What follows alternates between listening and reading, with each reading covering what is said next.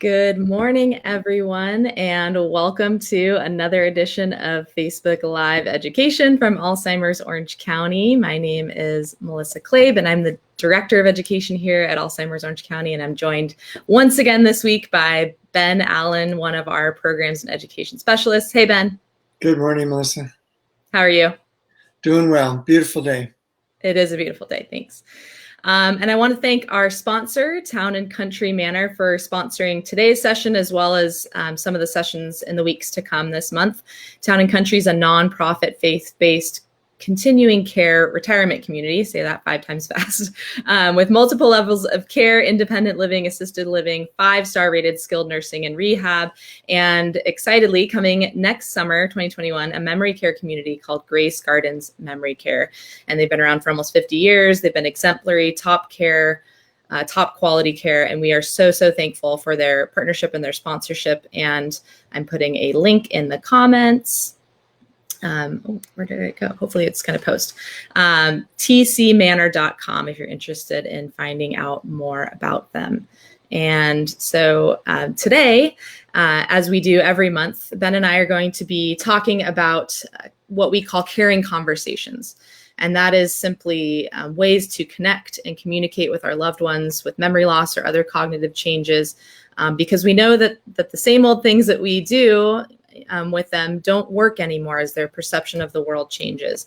And today we're going to take a little bit of a different spin on it. We're going to talk about what makes the road to connection and communication rough, or what can we do to make it a little bit smoother. And I won't say quite smooth all the time, because we know there's no such thing as perfection and a perfectly smooth road. We're always going to have little bumps along the way. But we do know that there's a lot of things that we can do. And Ben, like myself, is a longtime caregiver. He cares for his wife. I care for my mom. And working at Alzheimer's Orange County, we've both learned a lot of evidence-based strategies that we share with you, but we also like to share from our trials and tribulations from our journeys of caregiving. And so that's what we're going to do this morning. So thanks for being on again, Ben. It's my pleasure. Great to be here. Great. So we're going to dive in, and I think a good place to start, as we generally do, is talking about some of the changes that happen in our loved ones that will lead to some of the things that we'll talk about, the difficulties that we find in communication, the new behavior changes that we see in our loved ones. And so you always do a great job of going through that. So I'm going to turn it over to you, and hopefully you can take us through some of those brain changes that occur in our loved ones with Alzheimer's or other types of dementia. Thanks. There are so many changes, and things just come on us seemingly out of the blue. And when we don't understand what's happening, everybody's frustrated. Tension rises, our blood pressure, our heart rate rises, and that just complicates everything and makes it difficult to communicate and to connect. And so I have found that it's really helpful, number one, to understand what happens in the brain with someone who has dementia. And as we've talked before, there are many different kinds of dementia. Dementia is the general term that describes symptoms of cognitive loss, but most often memory loss is what we associate with dementia. But there can be many different kinds of cognitive impairments that get in the way of everyday life and block communication between us and our loved ones. So if we understand that it's the disease that is causing the impairment, and when we talk about memory loss, usually short-term memory loss is one of the earliest symptoms, and that's because the disease typically starts by affecting the hippocampus, which is on both sides, both lobes of hemispheres of our brain, and that's where short-term memory is seated. And when that part of the brain is damaged, our loved ones simply are losing the ability. Gradually becomes more and more difficult to remember things that have just happened, whether it's in the last few hours or as it becomes more and more severe in the last few minutes. And we just don't understand that, and we get frustrated, and then that communicates to our loved ones that we're upset and that makes them upset. So I'll come back to that in just a minute, how our emotions impact our loved ones and impact our communication. Let me continue with changes in the brain for just a minute. So starting in the hippocampus, most of the causes of dementia, the different diseases that cause dementia, are progressive. So while it may start in the hippocampus, it doesn't stay there. It spreads. And as it spreads, it impacts other regions of the temporal lobes that are responsible for communication. And so we're talking about our ability to speak, to understand what's spoken, to read, to write, to type. All of those are communication related and also depend on short-term memory. And so as that's damaged, our loved ones simply lose the ability. And when we don't understand that, we may be angry, thinking that they're not trying hard enough. And of course, responding in anger doesn't help. So communication is an early symptom, but again, the disease spreads. It impacts the frontal lobes of the brain. That's where all of our higher order of thinking takes place. Our ability to make decisions, to think abstractly, to be able to anticipate, if I do this, then I expect such and such to happen. If I do that, then something else is going to happen. That's all part of the decision-making process that our frontal lobes are responsible for. When that damage occurs, our loved ones simply can't handle it. And we look at that and we just have the hardest time adjusting, in large part because we probably have decades of history of relationship. And it's hard to overcome the patterns that we've learned that we have taken for granted. This is how we interact, which may have been very positive.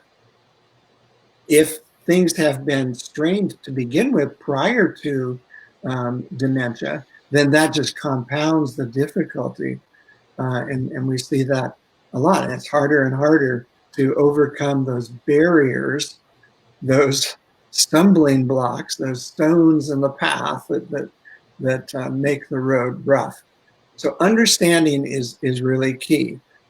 Again, the spread of the disease covers throughout the whole brain, every single cognitive function. So many people think that Alzheimer's is simply a disease of memory.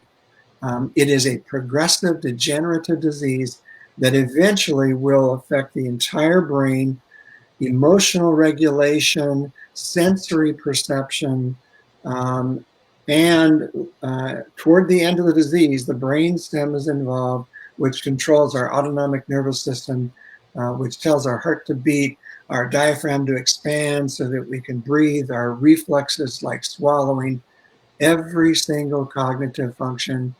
And ultimately, these diseases are fatal because we have no cures yet. Of course, that's a big part of what we are involved in and promoting research to finding a cure and working with organizations that are in the middle of that research. Absolutely. So understanding those changes, that helps to smooth the path where it allows us to make adjustments. And adjustments are key. If we keep going the same way over and over and simply trying harder or speaking louder or I think my loved one didn't hear me, so I say it again, but a different way. Well, that's a whole new message. Even if our loved ones hear us, the processing what they heard to make sure that they understand it is just taking longer to process. We have to develop an awareness and a habit of slowing down. Slow down as we speak, relax our voice. You know, when I'm talking to groups and I'm talking in this format, I'm thinking of all the things that I want to say, and I'm speaking faster. My voice is getting a little higher, and I have to stay. Slow down. Take a breath. You've given me that good advice before when I'm speaking. I do the same thing. I think it's pretty natural for us to want to do that. And I think some of what you've said, it's important to make that distinction between there are all these changes going on in the brain that are affecting the way that our loved one is perceiving the world. And sometimes I think, especially in the early days for me, I thought, okay, these changes are happening, and I've kind of resigned myself to the fact that she's just going to be that way and there's nothing I can do about it. And we know that that's not true. We know that it's going to be more difficult and that we have to adapt, but we really need to meet them where they are and try to understand their new world and the new way that they're perceiving the world. And so I think a lot of what you said, you've kind of dove into some of what makes it smoother, some of what makes it rougher. I'm going to put up a slide here, just some things that I know we've identified that for us and for lots of people that make the road rough. So you mentioned declining abilities, you mentioned the brain changes. Maybe we can talk a little bit more about our perspective and our thoughts and our feelings and how those influence whether the road to communication and connection is rough or a little bit smoother. Yeah, definitely the way we think about it is important. As I mentioned, my emotions communicate, whether I'm using words or not. We know that the research shows in communication with someone who has dementia, the great majority of the message comes through body language. And when we say body language, we mean not only our posture, although that's important, but it's also our facial expressions and gestures. We can use gestures purposefully to help reinforce the message. So nonverbals are really important. Our body language, our countenance communicates. If I'm angry, that's going to come across. If I'm frustrated, that's going to come across. If I can say, all right, this is the disease that's causing these difficulties, I'm not going to blame my loved one for it. I'm simply going to find a new way, get around those obstacles, make the adjustment, so that I don't just keep hitting the wall over and over. I want to underscore what you said a little bit about body language and our countenance, because I think it's really important to even break down. There was that UCLA study a number of years ago that our body language and our tone make up more than 90% of our communication. The actual words that we use were 7%, I think, of the communication. And that's still, every time I think about that, that really is pretty incredible to me, because that's often what our loved ones are losing. They're losing the words, they're losing the nouns, they're losing that ability to kind of articulate what they're feeling, and their emotions are becoming a stronger part of their communication. And so it makes sense that our emotions would become a mirror for their emotions, and that if we are frustrated, if we are starting to escalate a little bit, that they would also kind of latch onto that and kind of assume our emotional stance. And so I think that it cannot be underscored enough how important that our body language, our tone. You always say smile with your voice, and I love that. Yeah, I think that's incredibly important. I think we can be very purposeful about the message that we want to send. When I am with my wife, I am consciously thinking, what do I want her to know? What's the message I want her to receive? And so everything I do, my facial expression, my tone of voice, my posture, my gestures, is intended to communicate that I love her, that I'm with her to help, I'm there to protect and provide for her, that she is safe, she's secure, and I can communicate that without even using words. And conversely, all of her body language communicates to me if I'm paying attention, if I'm tuned in. I like the analogy of an old analog radio where you had to turn the dial, find the right, get on the right frequency so you get a clear signal. We can do that with emotions. We can pay attention to emotions. We observe and just say, okay, what's happening? I don't have to ask, how are you? In fact, for my wife, that's the question she can't answer. I'll see people ask her that, and she starts thinking, and it just doesn't. She can't come to a conclusion to express that. So instead, we ask yes or no questions, but those questions are based on observation.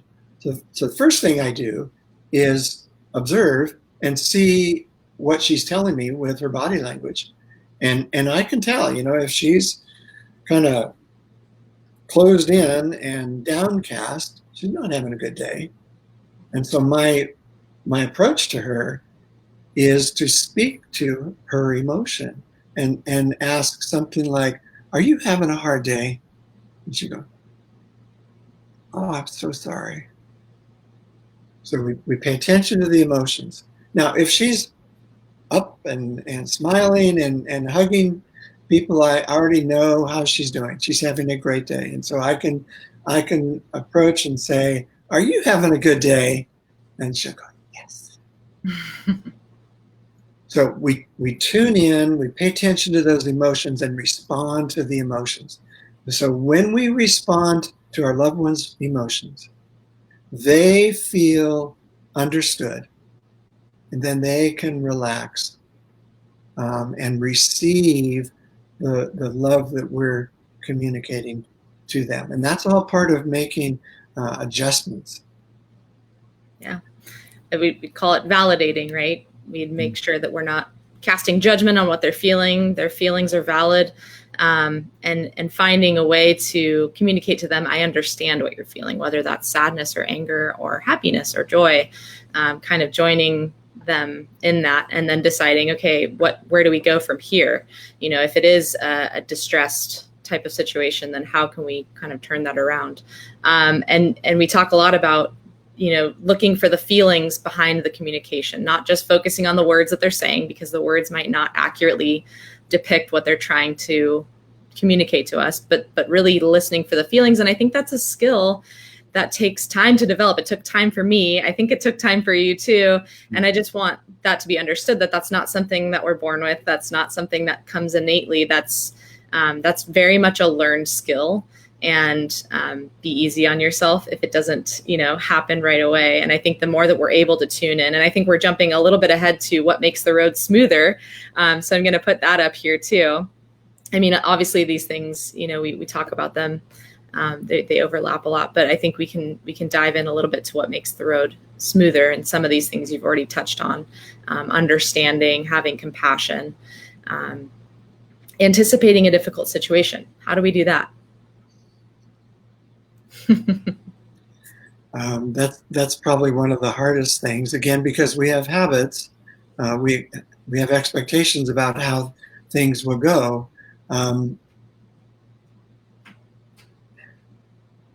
We can look for those things that we know our loved one is struggling with.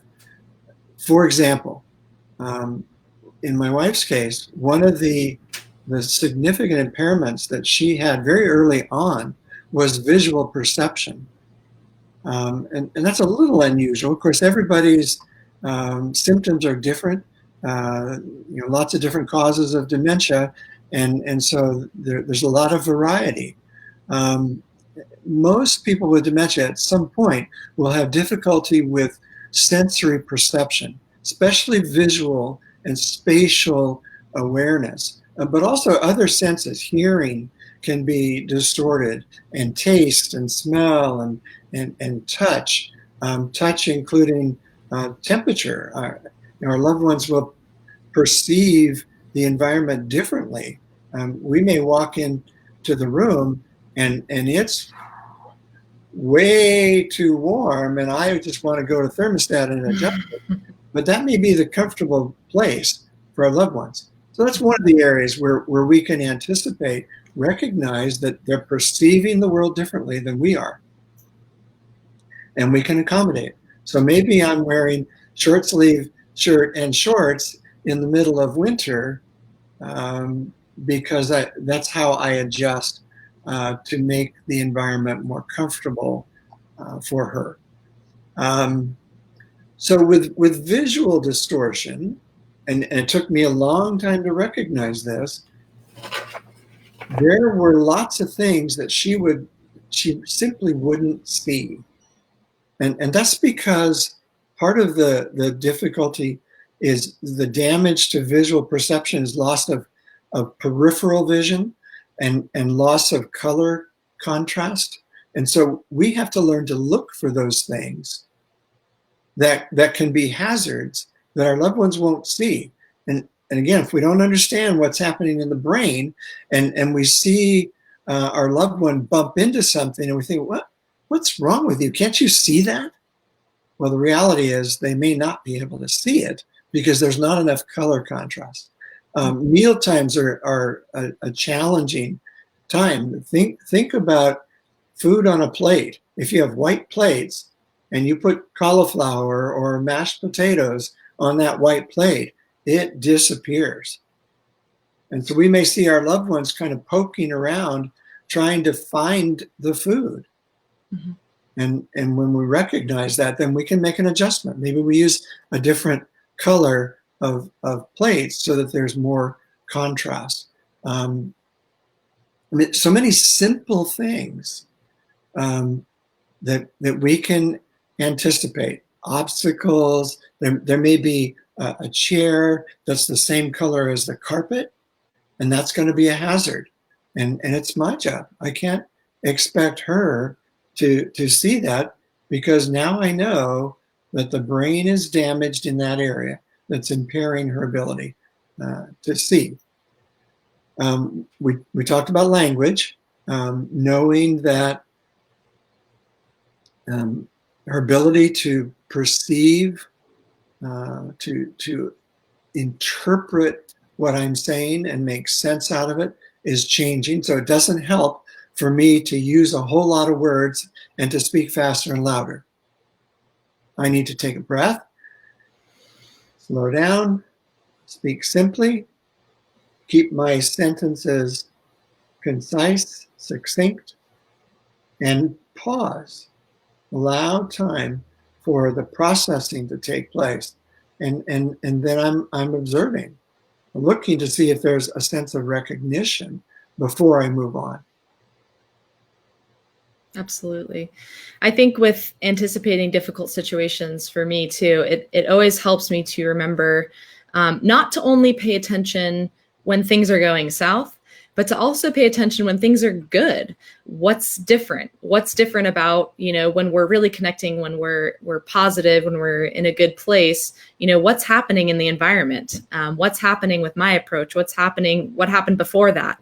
And not only being kind of a detective when things are starting to go south, as I mentioned, and what might be potential triggers for that person. I know that for the most part, we were able to, when my mom was more communicative, we were able to keep things pretty positive. When things would get difficult is when were approaching a task that she didn't want to do, for instance, showering, bathing, obviously one of the most difficult times. And even suggesting that that's what we were about to do would lead us down some pretty rough roads. So just changing the language around that, saying we're going to get cleaned up, we're going to have a spa day. Those things work for some people. They work some days. They may not work other days. Changing the environment in the bathroom, as you mentioned, making it warm, making it cozy and comfortable. Using, myself being calm instead of trying to rush through things that I didn't want to do, which ended up taking way longer and leaving her and I both feeling frustrated and upset. Really slowing down and taking the time to know, what are the sticky points in this task and how can I change them a little bit and make them smoother for both of us. And again, it takes time and it takes practice. And, we all just kind of do the best we can every day. We learn a little something and then we try and take that into the next day. And I think it's really important to realize that it's not just a light switch that happens. All of a sudden you become a caregiver and you just magically learn all these skills. As it says right there, building skills, coming to virtual education talks like this one, connecting in support groups with other caregivers that have learned, invaluable tasks along their skills, along their journey as well. Just, sharing feedback. And again, what works for you, Ben, may not work for me, and what works for me may not work for someone else, but we just kind of try things, and we have to be highly adaptable and flexible. I think that's one of the, premier skills that we need to have, is that ability to kind of change on the fly and not, try and do things the way that we've always done them, because, it's going to change day to day, sometimes hour to hour. So I think that's really important as well. I want to read one of my favorite quotes from a woman named Christine Bryden, who is a woman living with dementia. I believe she's still alive, and she managed to write this book while she in her early stages of dementia, which I think is pretty amazing. And her insight to me is so valuable because she's living with dementia and she's also able to express how she feels. And so she says, she's talking about communication. She says, as we, people with dementia, become more emotional and less cognitive, it's the way you talk to us, not what you say, that we will remember. We know the feeling, but we don't know the plot. Your smile, your laugh, and your touch are what we will remember. That's a great quote. One that I remember is Maya Angelou said, "People will forget what you said, people will forget what you did, but they will never forget how you made them feel." Mm-hmm. And so I come back to preparing myself, consciously, purposely preparing to communicate non-verbally what I want her to feel, what I want her to know emotionally. That makes such a difference. Can I go back to something you mentioned briefly, bathing? For me, there were so many challenges that were related to vision. And one of the factors is that our loved ones may not be able to see the stream of water in a shower because the water is essentially transparent. We can see it. They may not be able to. Again, we anticipate what they are probably going to struggle with. And those visual things, they'll surprise us. I remember being out for a walk when Judy and I would walk a lot. I'd have her hand to make sure she's secure. And we're walking along a sidewalk, and I see a puddle, pretty significant puddle. And I kind of step around it and expect that she's going to do the same thing. Well, she see it. She walks right into the puddle, and she's wearing sandals. So instantly her feet are all wet, and she's frustrated. I could have anticipated that if I had thought about the visual impairment that prevented her from seeing it. Again, the water in that case was pretty much transparent. What was most obvious is the concrete showing through the puddle. It just looks different to our loved ones. Absolutely. So in the what makes the road rough and what makes the road smooth, we have kind of similar points. What makes the road rough, not attending to our own needs as caregivers. What makes the road smoother, caring for myself. Last week, we talked quite a bit about this when we talked about caregiver stress and things that can, lead to burnout and ways to kind of cope with that. Do you want to give us a quick summary of kind of what we talked about last week and how not caring for ourselves versus, doing some things for ourselves every day can really make a big difference in how we then care for our loved one? Yeah. As we said last week, when we talk about the importance of caregivers, that we take care of ourselves, that can be perceived as judgmental. That we might be saying to caregivers, you need to do this and you need to do that. And caregivers are overwhelmed to begin with. And so it's a real challenge to simply admit that I need to do things where I'm investing in my own well-being.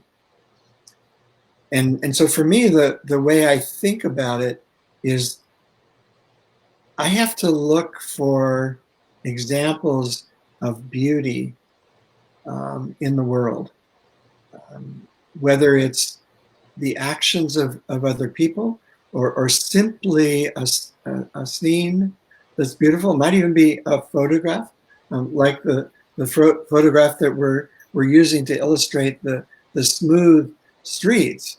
It's peaceful. It communicates a sense of peace. When I see that and I allow myself to feel just as peaceful.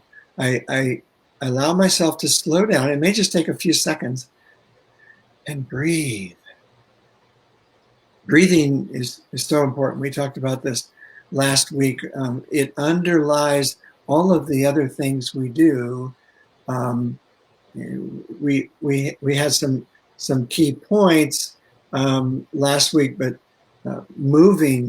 just move our bodies. And when we do, we naturally breathe more. When we connect with others, we naturally slow down and breathe, and we listen. And we learn to listen by being in touch with others. And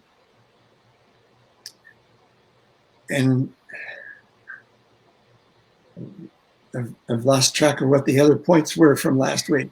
I always remember, I mean, a lot of people say this, you say this, we can't pour from an empty cup, right? We think, I don't have time to take care of myself. And really, that ends up affecting our loved one in the long run. Not to make anyone feel guilty about self-care. I will be the first to admit that I am not always the one to take care of myself first. Very much a people pleaser, something I'm working on, but also someone who, wants to tend to my mom's needs, and make sure she's all taken care of. And in no way am I saying to not do that, but I know that if I don't get sleep and if I don't eat right and if I don't exercise and if I don't take some time to connect with my husband and my friends and my family, the care that I provide is not going to be the best possible care. I'm going to feel run down and frustrated and not at my best. And then I'm not giving her my best. And so, I want to be able to do that. And again, this is a lifelong learning process. It doesn't happen overnight. It's doing one thing. It's taking 30 seconds to take 4 breaths one time a day. And then next week, maybe doing that twice a day, and maybe setting a reminder or an alarm on your phone to do that. And every time you've been saying breathe, I've been taking a breath, and it feels amazing. It's like this calm that washes over you no matter what's going on. It's not a magic pill, but it definitely, I know, and that it changes our entire demeanor. And there's the Calm app, there's Headspace app, there's all these things coming out now because we're all a big ball of anxiety, because we're all grieving. I know that you and I recently listened to a Brene Brown podcast on grief, and this researcher was talking about how we're just all in a collective state of grief right now. The world as we know it has changed. And that, on top of our duties as caregivers, can lead us down some pretty rough roads. And so, it's more important now than ever to take care of ourselves, to take that deep breath, to take that 5-minute walk, whatever it is that gives you a little bit of energy. And that can last you for the next, half of your day. And so if you just kind of take some time, take a minute to do that a couple times a day and really tune into what you're feeling. What am I feeling? What emotions am I feeling? Do I need to maybe share this with someone else? Or do I need to write this down? Or do I need to just pause? Those things can have a big impact. And it doesn't have to mean you go on a weekend retreat and meditate. You can do it right in your own home if that's all you're capable of doing right now. Yeah. Whether it's 1 minute, 5 minutes, 15 minutes, every time we take a break, we're making an investment in our own well-being, which is an investment to prepare ourselves to be more effective as caregivers. I'm reminded when we talk about brain health and how do we maintain our own cognitive health over our lifetimes, and we say whatever we do for our heart is good for our brain, and that's absolutely true. Well, in the same way, what we do for our own well-being is good for our loved ones. Absolutely. And I think even just having that perspective shift that I'm not being selfish by taking care of myself. I'm actually, in a way, being selfless by taking a little bit of time to take care of myself so that I can then better help care for someone else. Someone commented that their biggest problem has been self-care from past experience. It takes a toll. I know. Second time around, practice this first. Yes. Thank you so much for sharing that, because I think it's something that we all struggle with. And so it really has to be a conscious effort. It's not going to happen on its own. Yeah.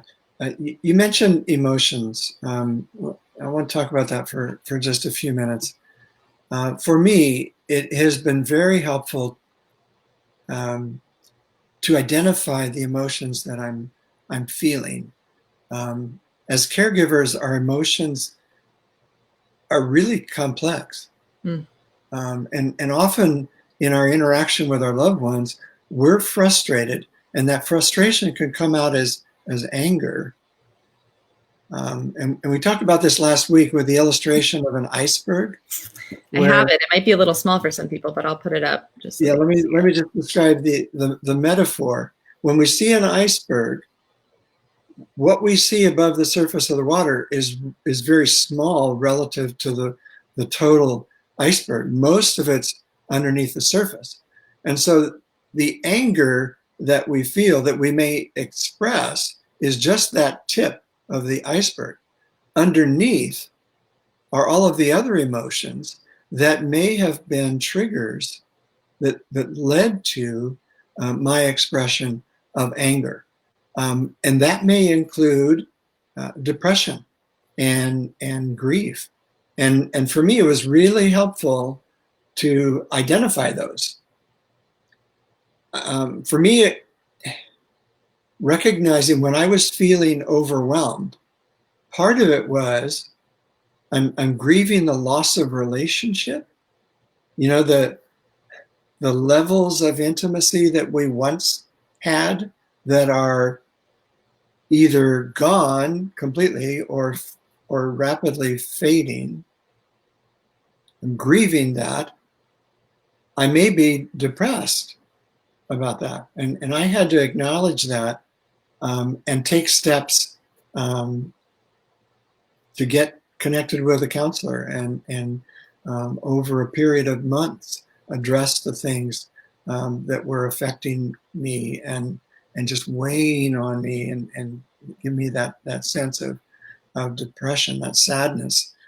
So identifying the emotions helps me deal with them. If I don't, I'm simply denying my emotions, which is very similar to when we deny our loved ones emotions. Our loved ones are trying to communicate with us how they feel. And we're just kind of brushing, oh, don't feel that way. That doesn't help. Mm-hmm.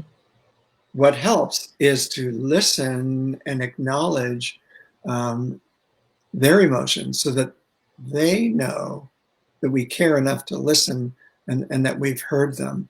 And then we can move on. Then we can connect on that emotional level. And so when we talk about what makes the road smooth, it's making that emotional connection. I remember a day, my wife's been in long-term care for over 6 years. And this was several years ago. And I went in to see her, and I could just tell immediately that she wasn't doing well. She was just really down. And so I went to her gently, got close enough where she could see me clearly. And I said, "Are you having a hard day?" I'm so sorry. Well, let's go for a walk. I take her hand and we start walking down the hall. And we'd gone 5 or 6 steps and she stopped. And I turned back and she looks at me and says, I love you.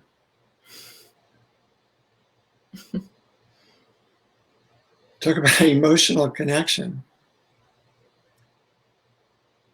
The basis of that connection was that I had heard how she was feeling. And so she was acknowledging that connection. And it was beautiful. Of course, I still remember it. It's been several years. It's a really sweet moment. And I think so often we skip over that validation sometimes. And it's not because we're bad people. It's just because we're trying to do the next thing, right? We're trying to move on to the next task. And sometimes, we see it's difficult to kind of get around their frustration. So we're kind of like, okay, let's just go do this, instead of kind of taking just 1 minute to acknowledge the feelings that we at least anticipate that they're feeling.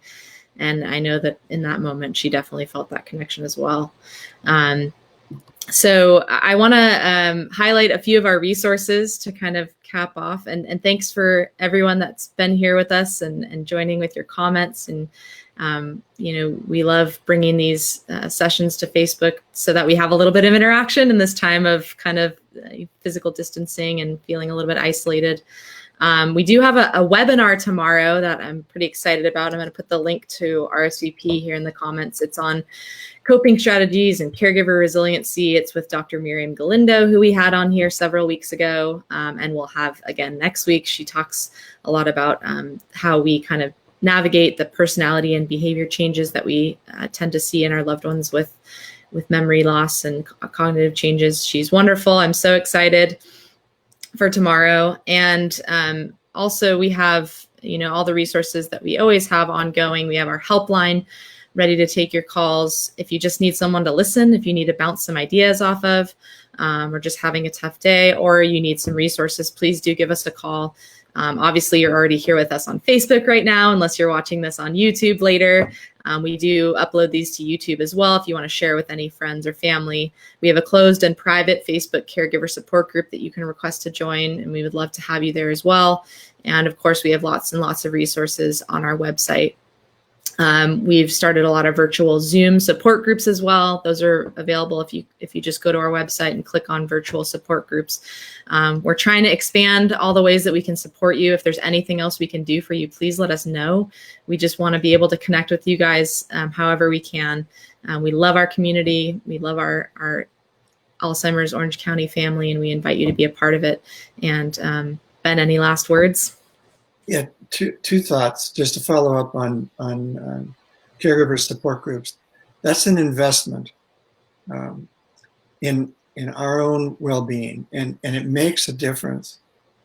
Not only does it help us, we have the opportunity to help others. As we have been through situations and we found strategies that have worked, and we share those with others, we give them ideas that they might try. And so many times, people will come back later and say, oh, thank you. That really made a difference. And boy, that feels great. The other thing I wanted to say is, the illustration that we used on the smooth streets, can you bring that up? Sure. Again, because it's such a beautiful picture. And if you look closely, the road isn't straight. There are still curves, and we don't know what's around those curves. That's part of the adventure, if we look at it that way. It's almost cliche to say we take it one day at a time, and really we take it minute by minute, because we never know what kind of reaction or what kind of a mood our loved ones might be in. And so we respond to the present. And we don't worry about what's around the corner, because we can't do anything about it now. But when we come to it, then we'll face it, because we've been preparing, we've been investing in our own well-being so that we're prepared to handle those challenges. So been a real delight, as always, to have this conversation, Melissa. Thank you. Same here. Thank you, Ben. I do want to mention a comment from Jerry. Clabe talks too fast. I have trouble understanding her. Thank you, Jerry. It's a good reminder to slow down. I do tend to talk fast. And thank you all. Lots of comments about beautiful stories and thankful for sharing. And we are thankful for you joining us here and spending a little bit of your day with us. So until next time, join us tomorrow for our webinar. We'll be back again next Tuesday. I'll be with Dr. Miriam Galindo again. So until then, take care of yourself and be well. And we will see you next time. Thanks, Ben. See ya. Bye-bye.